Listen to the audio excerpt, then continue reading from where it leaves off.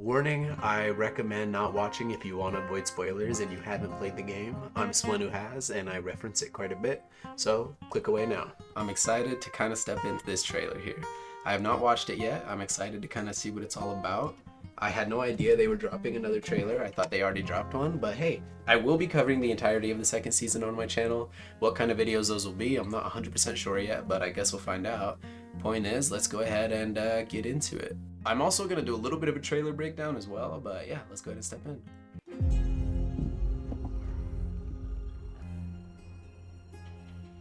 Fireflies. You okay? Yeah. Are we getting a summertime moment? We are. What's that? The fence. What's inside? Jackson still looks just like the games. There's Isabella. Woo!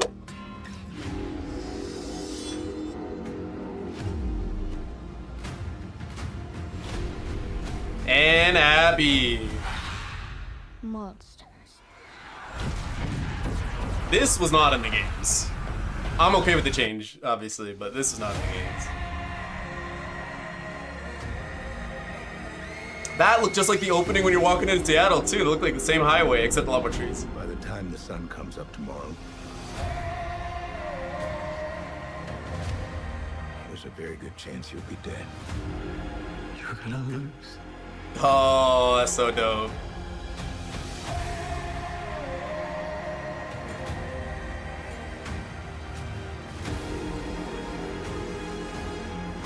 Don't you know what he did?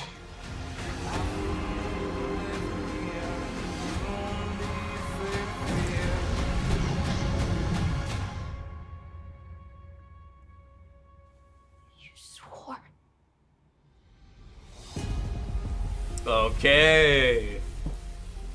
Quite a few recognizable moments for game fans. Oh boy. Let's go ahead and break down some of this trailer here. Looks like it's opening up with Ellie and Dina's visits to the opening grocery store segment where we get to see not Tommy's, but it was one of the residents of Jackson's old safe areas. A lot of the people in Jackson will go on these routes to kind of check for infected as well as supplies and whatever have you.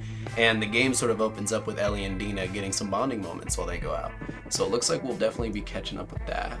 We get a shot of Joel's watch, looking cool, looking cool. Firefly pendants. Oh, this is interesting. So it looks like we're actually gonna be getting a glimpse at the summertime moment. There was a segment inside of the second game where they do a callback to the first game in that Ellie really wanted to be an astronaut. So during a flashback in the second game, Joel decides to take Ellie to a zoo or planetarium of some kind and actually set up a little simulated astronaut launch of some kind. But it was just really cute to see, really wholesome, and it looks like they're gonna be tying that into the story somehow. Question is, are they gonna have it at the beginning of the story to keep a chronological order? Or are some of the horrible events that transpire gonna happen and then this will be a flashback? I don't know. And we do get to see Jackson again, looking just like Jackson. It looks like at some point they are gonna be including the segment of the game where Ellie gets to kind of have a dance with Dina. But this isn't her first time meeting Dina.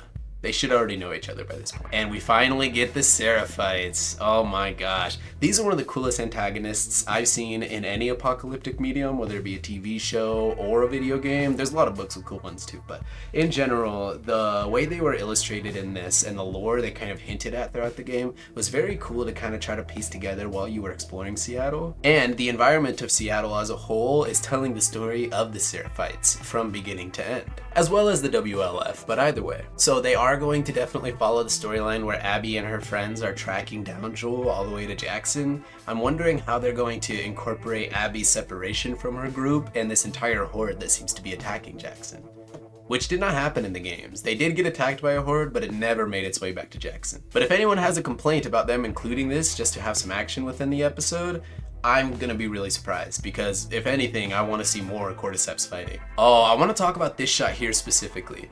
See, in one of the opening parts of the game, you walk through a destroyed highway to reach the outskirts of Seattle. And I remember just That being the first time I was so impressed with the game's graphics, just kind of walking through the tall grass and checking out all these little broken down cars, hopping over all of them. There's a lot less as you can see, but I mean, it kind of makes sense. You can see there's a huge traffic jam on the left here with them trying to leave Seattle, and the way to Seattle is pretty clear. Versus in the game, it was just jam-packed both directions. We get some shots of a bald Seraphite with a younger gal. I don't know how important these characters will end up being within the story, but at some point we should be finding Lev. I think it's Yara and Lev, but I don't think either of these characters are them. Maybe they'll be main characters, or maybe they'll just be introduction characters. We'll see. See, one of the big aesthetic differences you can see within the show is just their attire. And yes, the video game had them wearing t-shirts out here on a rainy day in Seattle. Anyone from the Pacific Northwest will be able to tell you that while we do like the cold, no one's out here in a t-shirt when it rains. These people are obviously not from Seattle in the slightest. They are bundled up. We get a shot of Ellie showing how she tattooed over the boil burns that she had to cover up her cordyceps bite, which I don't think was ever actually a segment within the game. We do get a shot of Ellie running through a hospital hallway, aiming a gun and firing. I'm assuming this is a segment where she's chasing Nora down in hopes of finding out information on Abby's location, which, if I had to hypothesize, could be the final fight of the season. Then we have a segment here of our boy, Isaac. See, he was a character that was introduced in the second game, and while the lore, when you look into it, really showed a bit about his character didn't get much to do within the actual story on screen. I wanted to see so much more of him, and the voice actor, while delivering amazing lines for what little he had, should have been more heavily incorporated within the story, and I hope they fix that mistake this time around, because his character is really intriguing. His character perfectly represents a seemingly good guy trying his best and devolving into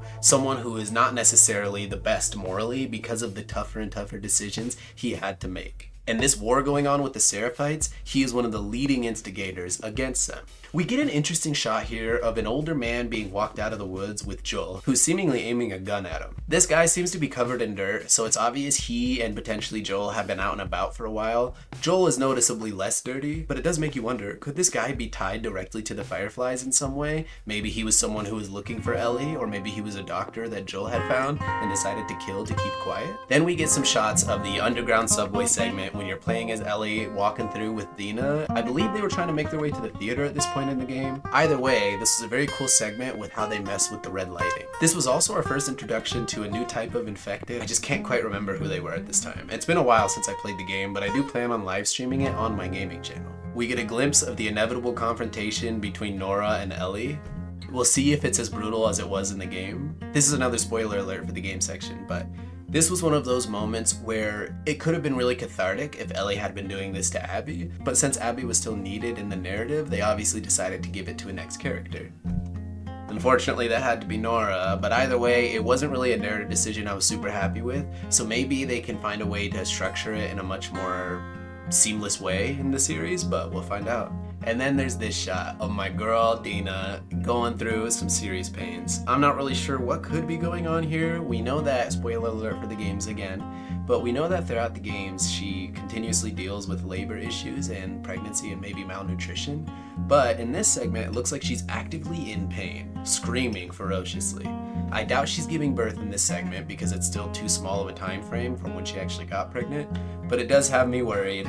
I genuinely am a huge Isabella fan. I hope that she gets a lot of screen time in this series. And in my grand tinfoil theory, they'll infect her with the cordyceps virus so that she could live forever and live in the Romulus universe and return as Kay in the Romulus movie and then give birth to that human hybrid and then maybe live through that and come back as a superhero and then become the main character in the MCU.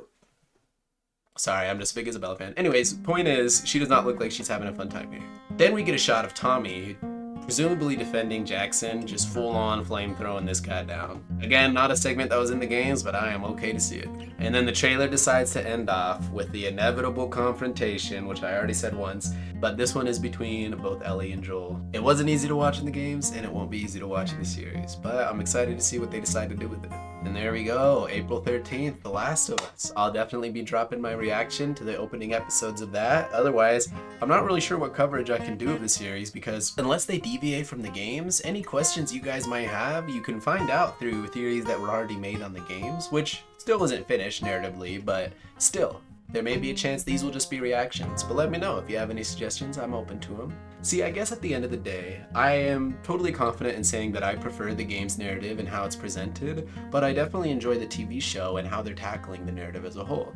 At the end of the day, will always have the games to return back to, and will gladly return back to them if I have the itch to kind of watch certain scenes play out a certain way. However, I'm not gonna be upset with the fact that somebody is attempting to recreate the series in a live-action medium. Sure, there may be some creative liberties they have to take and some changes they decide to do that I might not necessarily agree with, but to give and take, some shows will always have some things I hate, and this show gives me a lot more to like. And maybe this second season will actually change my interpretation of the video games. Maybe I'll actually prefer the series over the games as a whole. They already got Isabella Merced, so I mean that's a winning point towards you guys already. We'll see. Either way, that was my official reaction to the season 2 trailer of The Last of Us. Are you guys excited for the new season? Are you nervous for some of the horrific events we're about to see transpire? Either way, I'm an apocalypse fan, I'm a zombie fan, so no matter what, I'm gonna be watching it. I'm looking forward to it, and feel free to join me because I might end up live streaming the episodes. Either way, appreciate you watching, appreciate the support, and remember, don't do mushrooms out there, at least the cordyceps kind.